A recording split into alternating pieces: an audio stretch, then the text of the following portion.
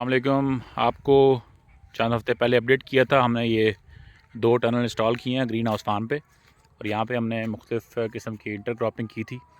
इस तरफ देखें तो इस तरफ हमने मकई लगाई थी ताकि हम कुछ चलियाँ खा सकें। इसके साथ हमने तोरियाँ, खीरे और प्याज, इसके साथ भिंडी, कद्दू, ये सब हमने यहाँ लगाए थे। साथ यहाँ पे कुछ प्याज लगा हुआ है, कुछ यहाँ पे साग हैं मुख्तलिफ़ किस्म के।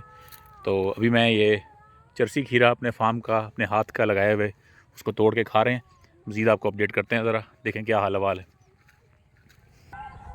ये हो रहे हैं अंदर की तरफ, ये अंदर लगे हुए हैं नीचे।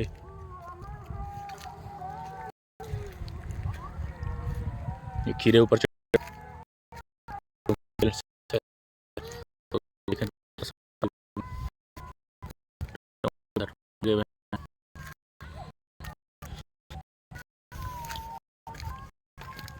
खीरे पे फुटिंग है।